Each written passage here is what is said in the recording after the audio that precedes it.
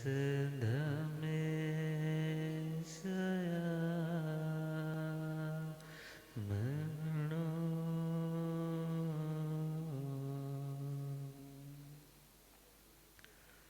श्री महावीर प्रभु को मेरी वंदना। श्री महावीर वंदना वंदना वंदना वंदना वंदना वंदना वंदना। मुझको तारो प्रभु तारे जो चंदना। मुझको तारे जो चंदना। वंदना वंदना वंदना वंदना वंदना वंदना। अनंत अनंत शांति के निकेतन शासनपति श्रीरमण भगवान महावीर स्वामी के पावन चरण अरविंदों में हार्दिक भावना वंदन नमन। मेरे अंधेरे जीवन को रोशनी प्रदान करने वाले परम उपकारी आगम ज्ञान के भंडार आगम ज्ञाता आगम पुरुष जिन शास्त्ररत्न हिमाचल की श्री उपाध्याय भगवंत श्रद्धेय गुरुदेव श्री जितेंद्र मुनि जी महाराज साहब के पावन चरण कमलों में हार्दिक भावना वंदन नमन। पाठ पर विराजमान तपस्विरत श्री प्रभु मुनि जी महाराज साहब के चरणों में भावना वंदन नमन। धर्म सभा में उपस्थित धर्मानुरागियों, सुशीलवती माताओं एवं बहनों, असीम पुण्योदय से भाग्योदय से आप सबको संतों का समागम और वीतरागवाणी श्रवण करने का सुअवसर प्राप्त हो रहा है। श्रवण कर रहे हैं श्री महावीर स्तुति 29वीं अंतिम गाथा। मानो आर्य श्री सुधर्मा स्वामी जी महाराज ने पहली 2 गाथाओं के माध्यम से आर्य श्री जम्बू स्वामी जी महाराज की जिज्ञासा को सुना समझा। भगवान के ज्ञान, शील, चारित्र, श्रद्धा इत्यादि गुणों को जानने की इच्छा करने वाले श्री जम्बू स्वामी जी महाराज, उन्होंने पूछा था कि मैं भगवान को जानना चाहता हूँ। मैं भगवान महावीर स्वामी के मंगलमय चारित्र को अच्छे से समझना चाहता हूँ।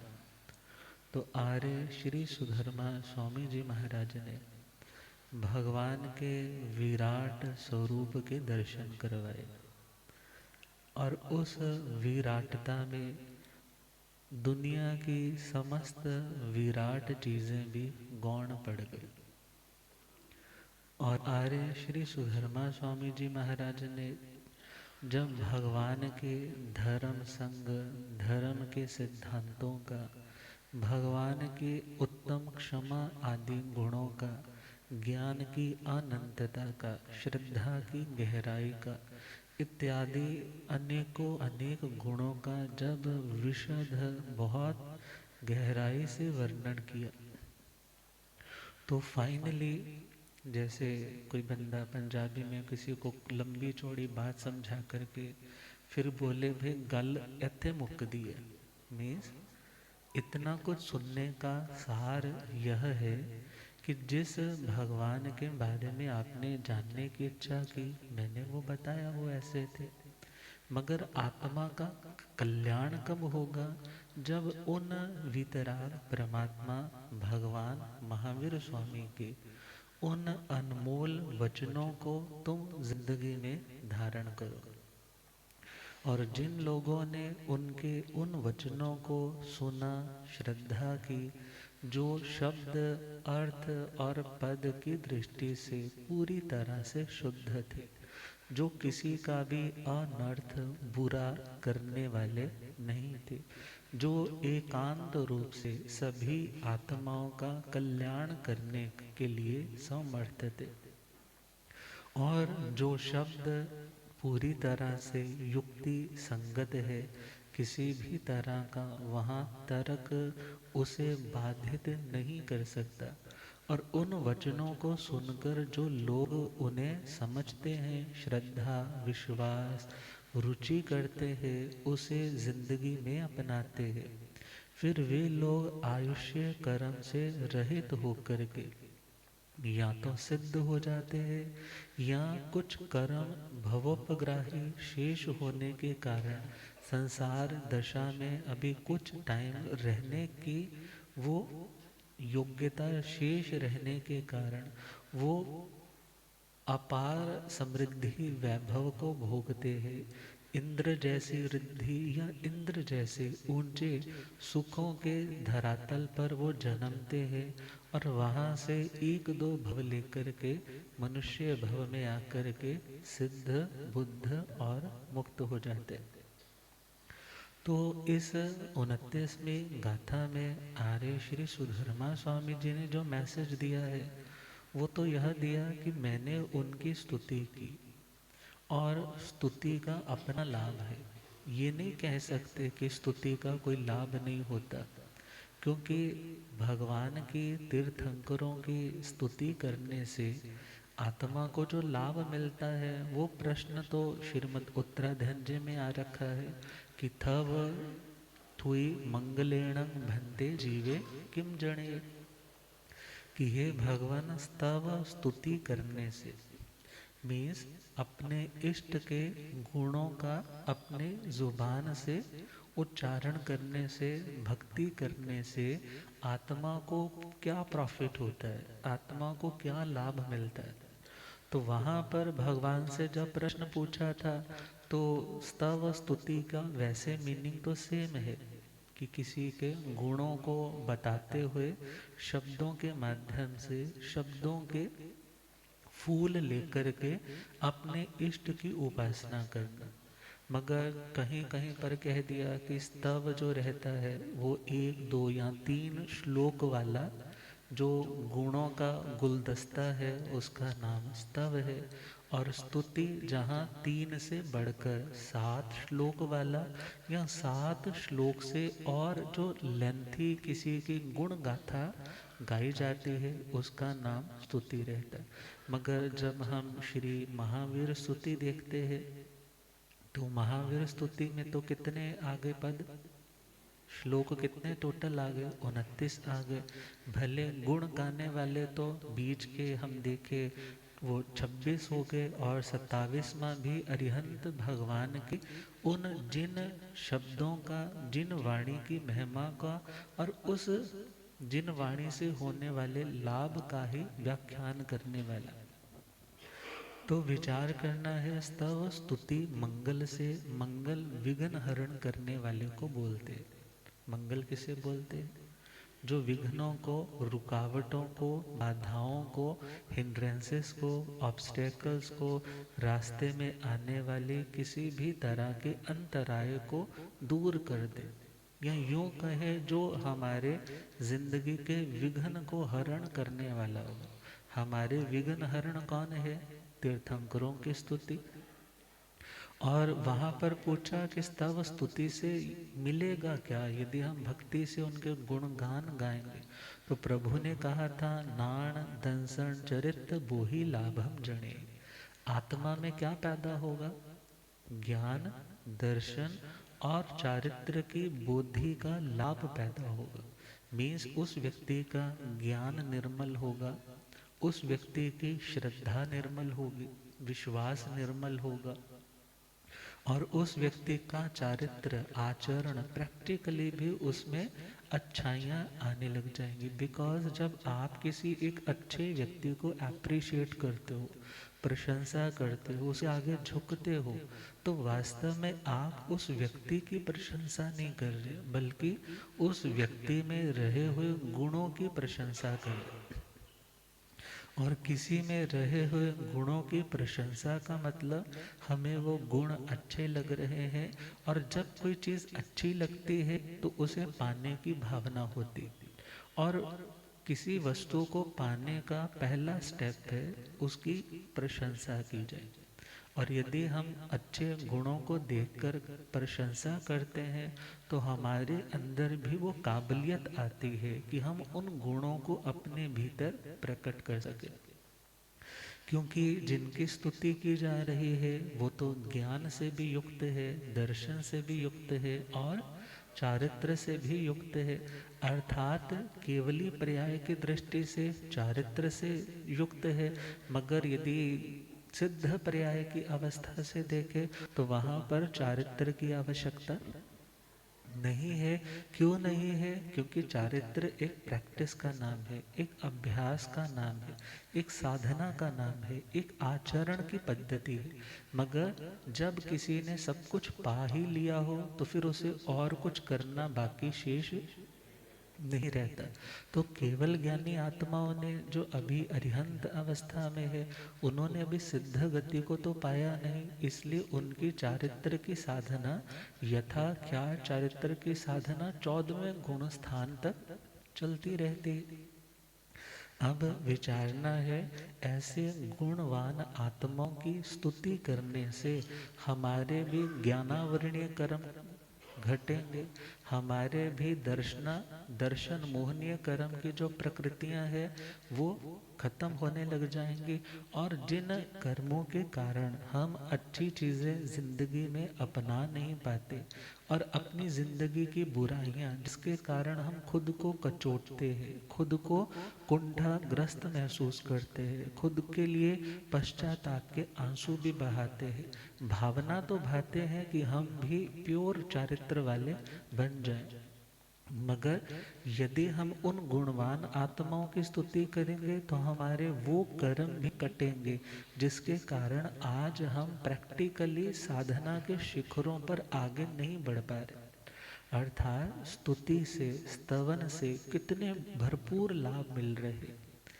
पहला ज्ञान का, दूसरा हमारी श्रद्धा, हमारा विश्वास, जो सत्य के प्रति झुकाव है वो पूरी तरह से, जिसको बोले बिल्कुल 24 कैरेट की तरह हो जाएगा। कभी शंका, कांक्षा, विचिकित्सा इत्यादि नहीं आएगा, बल्कि वो शायक सम्यक दृष्टि पने तक पहुंच जाएगा। मात्र किसके माध्यम से? बोलो। स्तव, स्तुति, मंगल के माध्यम से। और इसकी गारंटी कौन दे रहे हैं? बोलो। स्वयं वीतराग परमात्मा तीर्थंकर पदवी की अवस्था में रह करके जिन्होंने ये आंसर दिया। अर्थात यदि दुनिया में कोई आपको अलग अलग तरीके से कोई बात समझाए भी कि माला पाठ से कुछ नहीं होने वाला, स्तुति करने से कुछ नहीं होने वाला, तो ध्यान देना, आपके पास तो आगम का पाठ है। भगवान क्या कहते हैं? यदि तुम भक्ति भावना से किसी गुणवान आत्मा की स्तुति करते हो तो तुम्हारे भी वो कर्म कटते हैं, जिसके कारण तुम अपने आराध्य के स्थान तक नहीं पहुंच पा रहे। और जिन शासन में आराधना का जो प्रोसेस है, आराधना का, भक्ति का जो लक्ष्य है, वो है आराध्य के स्थान तक पहुंचना, आराध्य के स्थान तक पहुंचना। और यहाँ हमारे आराध्य को कोई प्रॉब्लम नहीं है कि तुम उसका स्थान छीन लोगे इसलिए वो तुम्हें अपने तक पहुंचने नहीं देंगे, बल्कि भगवान तो कहते हैं तुम भी मुझ जैसे हो सकते हो, और वहां तक पहुंचने का यह रास्ता है। तो भगवान ने वो रास्ता दिया। स्तव, स्तुति, मंगल भक्ति भावना के साथ किया जाए तो ज्ञान, दर्शन, चारित्र, इन 3 प्रकार की बुद्धि का लाभ मिलता है। लोगस में बोलते हैं ना, आरोग्य भोहि लाभम समाहिवर मुत्तमम दिंतु। अब यहाँ पर भी निरोग बुद्धि का मतलब हमारा ज्ञान निरोग हो जाएगा। हमारा ज्ञान क्या हो जाएगा? मीन्स हमारा ज्ञान, हमारी नॉलेज तंदुरुस्त होगी। तंदुरुस्त होगी मतलब हमारे ज्ञान में विघ्न नहीं आएंगे। हमारा अनंत ज्ञान, जो केवल ज्ञान है, वो प्रकट हो पाएगा। ज्ञान की निरोगता, कौन सा ज्ञान? केवल ज्ञान। बाकी ज्ञानों में रोग आ सकता है। बाकी ज्ञान में क्या आ सकता है? रोग का वायरस आ सकता है, संक्रमण हो सकता है। मति, श्रुत, अवधि, मना, ज्ञान, ये अपने लेवल से कम ज़्यादा हो सकते हैं। मति श्रुत तो भले हमेशा बने रहते हैं, मगर वो भी तो कभी मिथ्या श्रुत या कभी, अब उसका मति और श्रुत है वो अज्ञान की कोटि में चला जाता है। मगर अवधि, मना, ज्ञान कभी आकर के चले जाते हैं, मगर केवल ज्ञान को कोई खतरा। तो सबसे उत्तम निरोग ज्ञान कौन सा है? केवल ज्ञान। और निरोग ज्ञान का मतलब हमारा ज्ञान जब किसी भी तरह के दोषों से दूषित नहीं होता। अब ज्ञान दूषित कैसे हो जाता है? अभिमान के कारण। किसके कारण हो जाता है? अभिमान के कारण व्यक्ति डिबेट में चला जाता है, बहसबाजी में चला जाता है, अपने ही पॉइंट को प्रूव करने के लिए, कुछ गलत करने के लिए भी तैयार हो जाता है। मगर जब पूर्ण ज्ञान, निर्दोष ज्ञान, निरोग ज्ञान होता है, तब ऐसी कोई प्रॉब्लम आती नहीं। तो हमारा ज्ञान निरोग हो जाएगा, हमारी श्रद्धा भी निरोग हो जाएगी। हमारी श्रद्धा, हमारा विश्वास, हमारी रुचि, हमारा समर्पण जिसके प्रति होना चाहिए उन्हीं उत्तम आत्माओं के प्रति होगा। दूसरों के प्रति जानेंगे, देखेंगे, मगर उनके प्रति कोई झुकाव अंदर से आएगा नहीं। अर्थात जब श्रद्धा ठीक होगी, अपने मार्ग के प्रति विश्वास होगा, अपनी मंजिल के प्रति विश्वास होगा, मंजिल से जोड़ने वाले उपायों के प्रति विश्वास होगा, तो तुम्हें मंजिल से कोई दूर करने वाला नहीं होगा। और तीसरा पॉइंट है, हमारा चारित्र भी निरोग हो जाएगा। चारित्र, हमारी साधना, हमारी आराधना सम्यक होने लग जाएगी। मगर उसका फर्स्ट स्टेप कौन सा दिया? थव थुई मंगले। किसके माध्यम से? स्तव स्तुति के माध्यम से।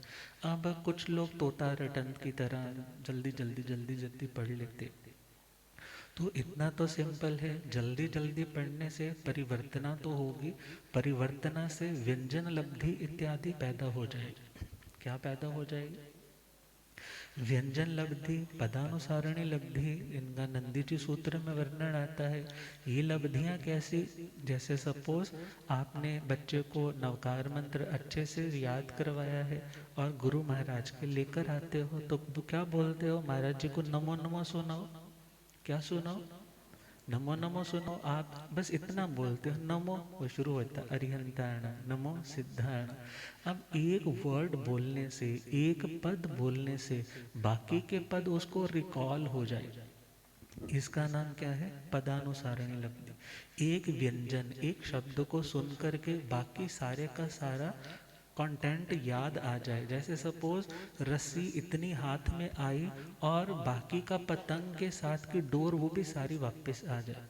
ऐसे जिन्होंने श्रुत ज्ञान का बहुत अभ्यास, बहुत बार रटा, बहुत बार दोहराया है, फिर ऐसे लोगों को थोड़ा सा ही प्रयास करने से या कोई ऐसा निमित्त बनने से उनको पूर्व का सारा ज्ञान याद आ जाता है। तेतली पुत्र जी को 14 पूर्व याद आ गए थे। अब यदि हम नंदन मनियार की बात करें तो उनको सारे प्रतिक्रमण इत्यादि नमोथुणों के पाठ, संथारे की विधि याद आ गई। मगर कैसे आई?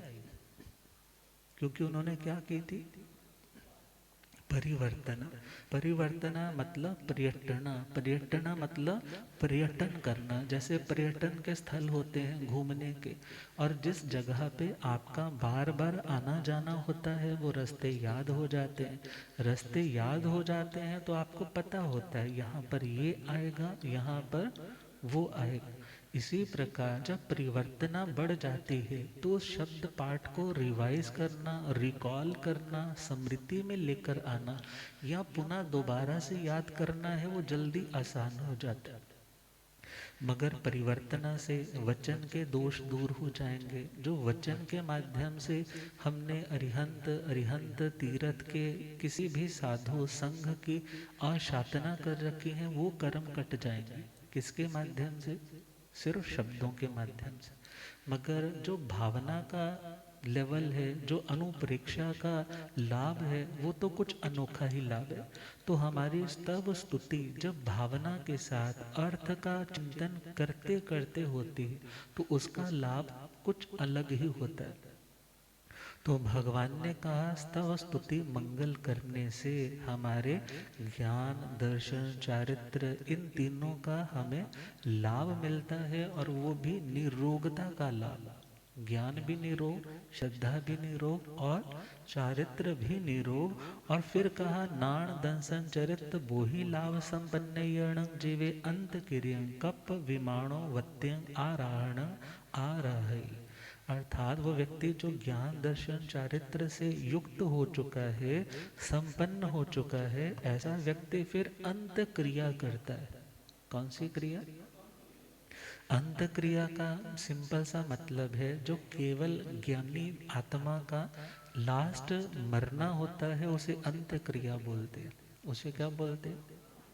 अंत क्रिया। बस इसके बाद अब मरना नहीं होगा, मौत की भी सदा के लिए मौत हो जाएगी, उसका नाम क्या रहेगा?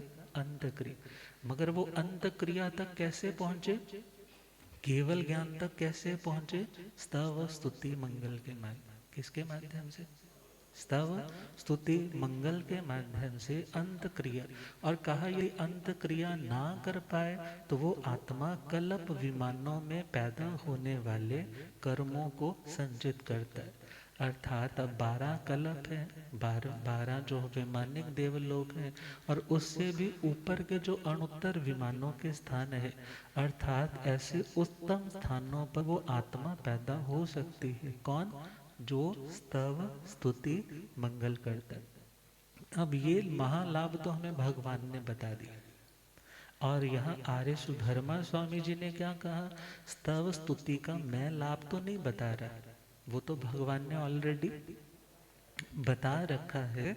मगर हाँ, मैं तो इतना जानता हूँ, जो ऐसे तीर्थंकर भगवान के उन शब्दों को सुनता है, हृदय में धारण करता है, वो आत्मा अपना कल्याण जरूर करता है। और याद रखना, आप सच में जिसे बहुत प्रेम करते हो उसे आप रिस्पेक्ट दोगे।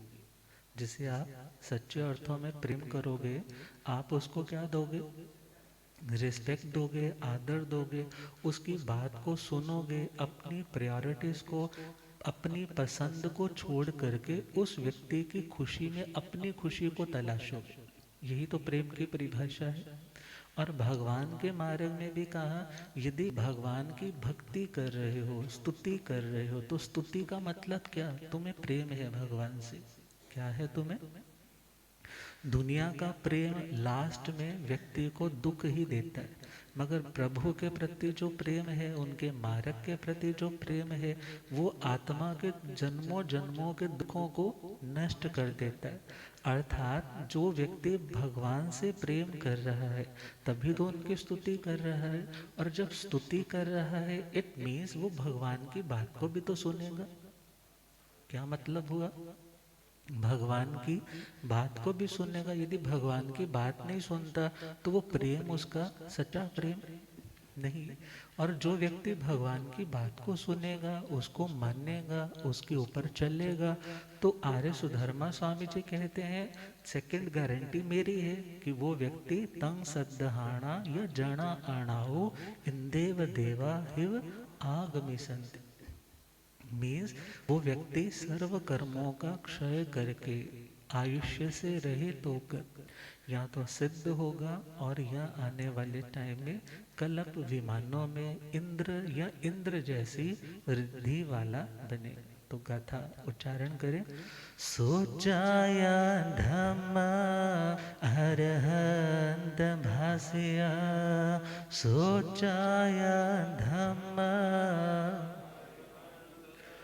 समाहि अंगठ भव शुद्ध समाहि अंगठ तंसधहाणाय जणाणाओ हिंदेव देवाय आगमे संते पुच्छिं सोडं समणमाणाय पुच्छिं सोडं समणा अहंकारेणोया परतेथ्याय अहंकारेणोया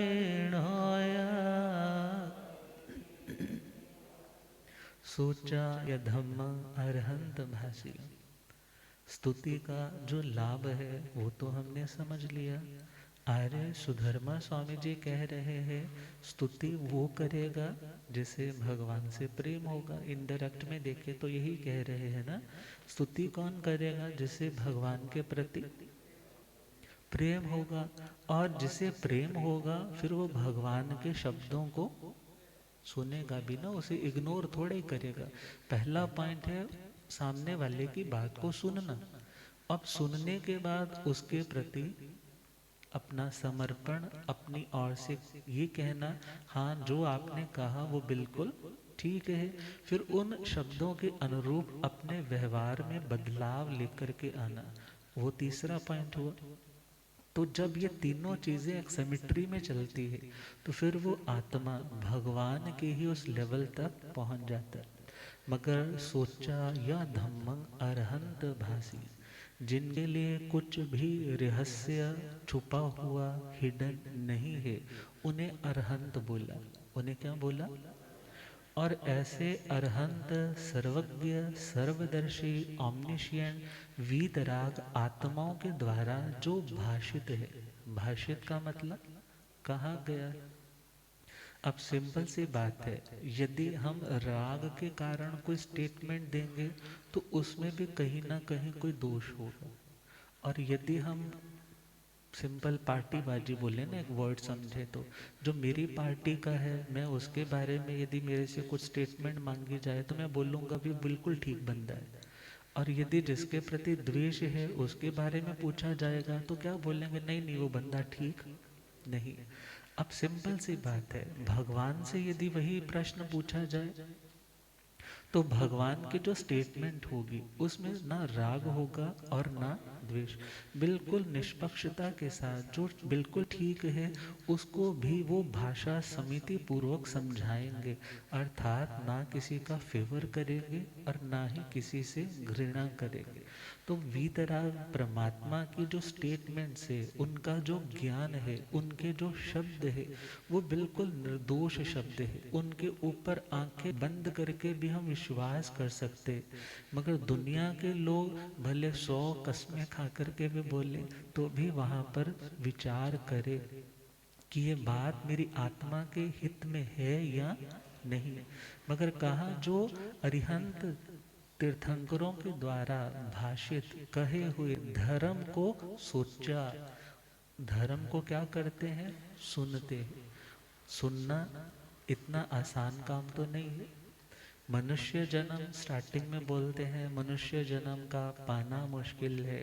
मनुष्य जन्म मिलने के बाद शास्त्र की बातें, शास्त्र जो हमें अनुशासन में रहना सिखाए, शास्त्र जो हमें अनुशासन में रहना सिखाए। और वो अनुशासन भी किसके लिए? कि हमारी रक्षा हो सके, हमारी सुरक्षा हो सके। जैसे गाड़ी में ब्रेक किसके लिए होती है? रक्षा के लिए। ऐसे ही शास्त्र हमें रुकना सिखाता है, हमें सुरक्षा करनी सिखाता है, अपनी भी और दूसरों की भी। और कहा शास्त्र की बातें सुनने का मौका मिलना ये और भी मुश्किल काम है। क्योंकि कहा जाता है बहुत से ऐसे लोग हैं पहले तो वो सुनते नहीं। अब 4 इंद्रिय तक के प्राणी देखे तो वो सुनते कि पांच इंद्रिय वाले के पास ही तो इतनी पुण्य वाणी है कि वो आत्माएं क्या कर सकती है, शब्दों को सुन सकती है, उन्हें समझ सकती है। मगर आज सुनने के बाद भी यदि हम उस पर श्रद्धा नहीं करें तो कल्याण तो नहीं ना हो पाएगा।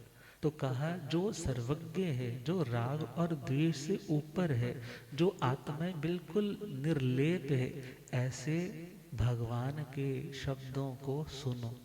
आर्य सुधर्मा स्वामी जी क्या कह रहे हैं, उन शब्दों को सुनो, क्योंकि उन शब्दों को सुनने से तुम्हारे अंदर तप का, अहिंसा का इत्यादि उत्तम गुणों का विकास होगा। क्योंकि सोए हुए व्यक्ति को जगाना है तो क्या किया जाता है,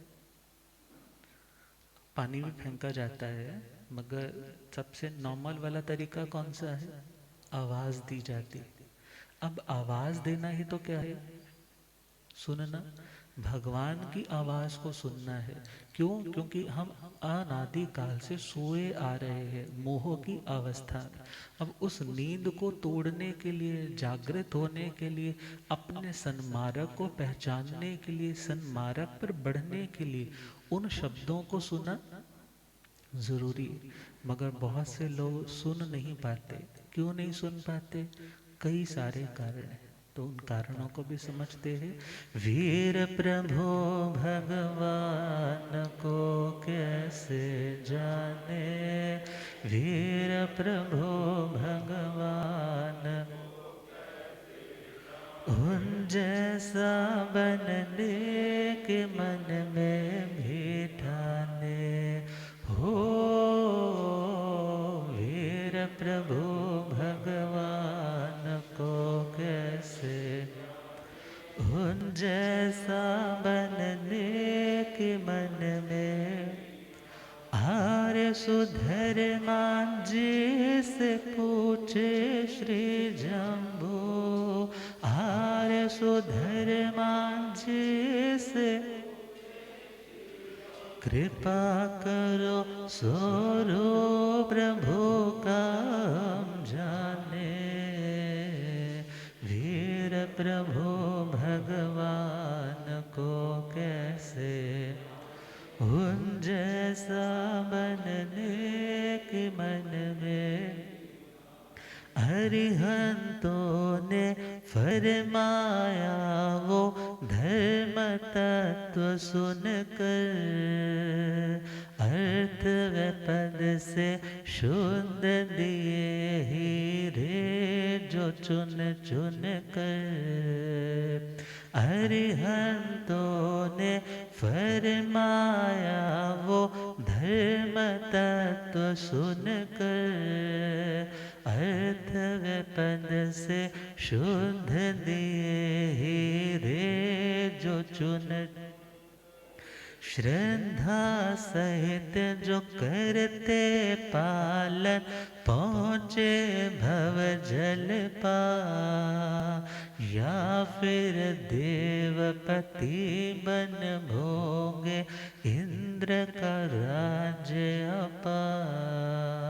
वीतराग वचनों के महिमा जो जाने, वीतराग वचनों के उन जैसा बनने के मन में भी ठान हो। वीर प्रभु भगवान उन जैसा बनने के मन में। श्रवण पहली सीढ़ी अंतिम मंजिल है निर्वाण। धर्म बताया अरिहंतों ने, करे प्रथम रसपान। श्रवण पहली सीढ़ी अंतिम मंजिल है निर्वाण। धर्म बताया अरिहंतों ने, करे प्रथम पहचान। शब्द पाठव अर्थ है पावन और है हितकारी। अहिंसा संयम तप वाला स्वपर उपकारी। शब्द पाठव अर्थ है पावन और है हित। अहिंसा संयम तप वाला स्वपर उपकारी। संजय राज ऋषि परदेसी से जाने। संजय राज ऋषि परदेसी से उन जैसा बनने के मन में भी ठाने। हो वीर प्रभु भगवान उन जैसा बनने के मन में। तो आर्य श्री सुधर्मा स्वामी जी महाराज फरमा रहे, सोचा यह धम्मं अरहंत भासी। अरिहंतों के द्वारा बताया गया, समझाया गया धर्म, श्रुत धर्म, चारित्र धर्म, अस्तिकाय धर्म। धर्म जिसे पहले धारण करना पड़ता है, धर्म जिसे पहले धारण करना पड़ता है, और धारण करने के बाद, स्वीकार करने के बाद जो हमें धारण कर लेता है। सिंपल, जैसे पहले भोजन हमने ग्रहण किया, भोजन किया ना अच्छे वाला, तो नॉरिशिंग डाइट है, अच्छा भोजन किया। अब भोजन पहले हमने किया, हमने धारण किया, फिर वही अच्छा भोजन, उत्तम भोजन हमें धारण करता है, हमारी लाइफ की सस्टेनेबिलिटी को बना के रखता है। हम अच्छे से जी पाते हैं, चल पाते हैं, उठ पाते हैं, बैठ पाते हैं। इसी प्रकार पहले धर्म की शिक्षाओं को हमें धारण करना होगा। जब हमने इनटेक किया, उन्हें धारण किया, फिर जिंदगी में प्रॉब्लम्स तो आएंगे ही आएंगे, क्योंकि पता नहीं किस किस जन्म का कर्म उदय में है, कितनी बद परहेजियां पहले कर चुके हैं। मगर यदि धर्म की औषधि है, धर्म का उत्तम भोजन ग्रहण किया है, तो हमें बार बार वो धारण करेगा। अर्थात हमें दुख के माहौल में भी हमारी मनस्थिति को इतना मजबूत रखेगा कि हे आत्मा, कर्म कट रहे हैं, भार उतर रहा है, तेरे को किसी के प्रति कोई नफरत द्वेष नहीं रखना। कुछ अच्छा भी मिल रहा है तो नया राग करके अपने कर्मों के बोझ को बढ़ाना नहीं। अब ये धर्म की शिक्षाएं जो श्रुत का मतलब जो सुन करके मिलती है। कैसे मिलती है? सुन करके मिलती है, पढ़ करके मिलती है। मगर वो शिक्षाएं बहुत बार देने वाले तैयार होते हैं। हमारे पास कान भी होते हैं सुनने को अच्छे खासे, मगर फिर भी हम उन चीज़ों को क्यों नहीं सुन पाते? तो कुछ कारण बताए। पहला सबसे मेजर कॉज है आलस्य। कौन सा? अब आलसी व्यक्ति क्या सोचता है, चले जाएंगे, आज तो मौसम बहुत ठंडा है, आज तो उठने का मन नहीं कर रहा, कल चले जाएंगे ना महाराज जी के पास, ऑनलाइन देख करके बस सुनना ही तो है ना। मगर जो व्यक्ति सुबह नहीं उठा, वो शाम तक भी जो अच्छी चीज़ है उसको सुन नहीं पाता।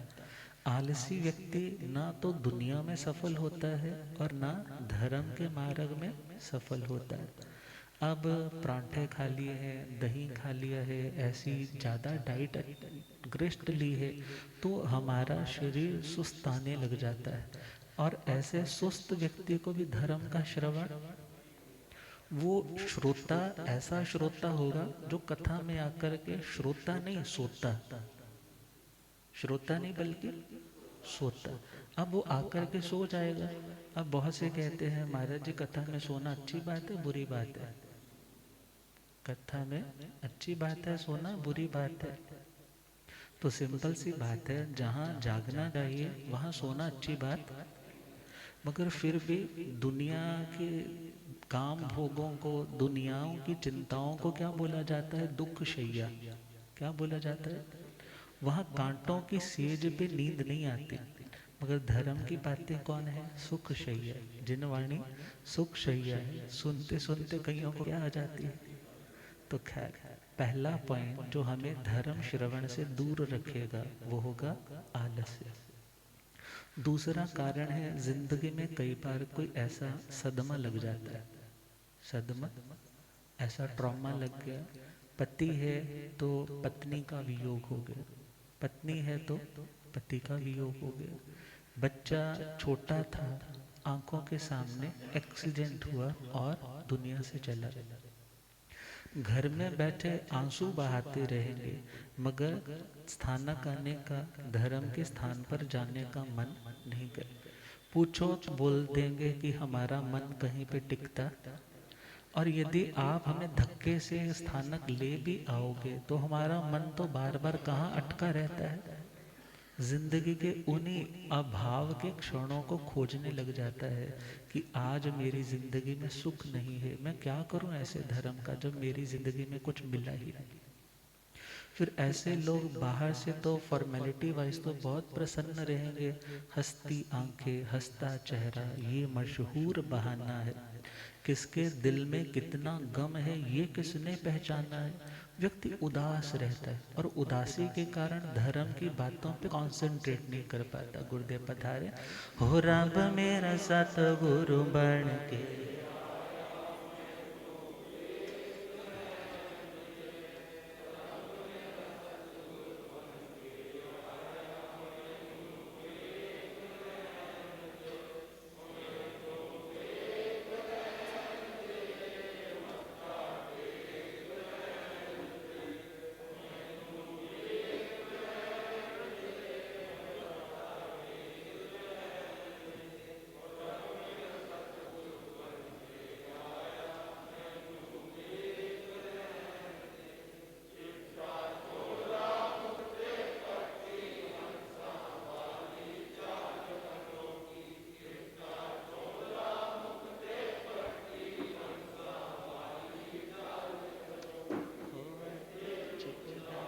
संसार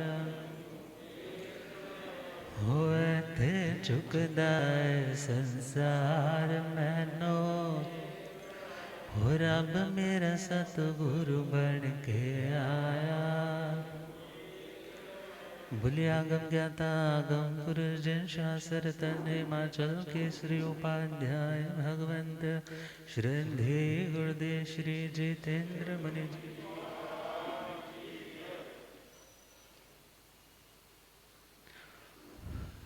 तो दूसरा कारण, जिंदगी का कोई ऐसा इंसिडेंस जिसके कारण व्यक्ति मन को तैयार ही नहीं कर पाता कि मैं वहाँ जाऊँ। मगर एक सिंपल सी बात है, अच्छी जगह पर आओगे जाओगे तो धीरे धीरे मन कुछ का कुछ हो जाएगा, मगर जब आएंगे ही नहीं तो दुख तो दूर ऐसे होने वाला नहीं। तीसरा पॉइंट है कलह, लड़ाई झगड़ा। और जब कभी परिवार में कोई डिस्प्यूट चल रहा होता है, कोई झगड़ा चल रहा होता है, तो उसको बोलते हैं भाई स्थानक आया कर, वो कहता है मेरा मन नहीं करता, मेरा मन बड़ा अशांत रहता है।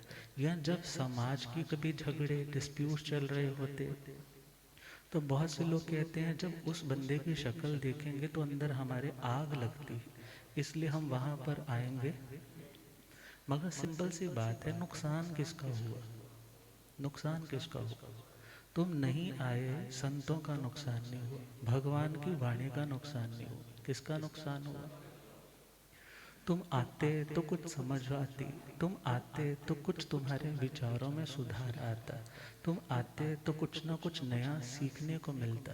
क्योंकि धर्म कभी किसी को कुछ गलत सिखाता। जैसे एक बाप, एक अच्छा बाप कभी अपने बच्चे को कभी गलत शिक्षा देता, शराब पीने वाला बाप भी कभी अपने बेटे को ये नहीं बोलता बेटा शराब पीनी अच्छी होती। इसलिए जब भगवान की बात है वो तो वीतराग आत्मा है, निष्पक्ष आत्मा है। अब व्यक्ति खुद को धर्म से दूर क्यों कर बैठा? क्योंकि उसे लगता है लड़ाई झगड़े होते हैं, वहां पर जाऊंगा तो मेरा मन धर्म में लग नहीं पाएगा। मगर भगवान कहते हैं नुकसान अपना होगा। चौथा कारण है अज्ञान। जब हमें यही महसूस नहीं होता कि ज्ञान सीखेंगे तो कल्याण होगा, हमारी प्रज्ञा, हमारी विचार निर्मल होंगे, जब उत्तम चीज़ों के प्रति वो भावना ही नहीं है, संस्कार ही नहीं है, घर में भी बचपन से यही सुनते रहे हैं कि यूं ही बोलते रहते हैं, इनके जीवन में तो पूरा होता ही नहीं है, जो सुनते हैं वो भी आज वही ढाक के तीन बात, वो भी आज वैसे के वैसे ही हैं, तो सुनने का कोई लाभ नहीं है। तो जब इस तरीके के माइंड की प्रोग्रामिंग हो रखी है, अज्ञान दशा है, मिथ्यात्व का उदय भाव है, तो ऐसे व्यक्ति को भी धर्म स्थान पर आना अच्छा नहीं। तो अब कुछ और कारण है, कल डिस्कस करेंगे। अब गुरुदेव कृपा फरमाए। ओम।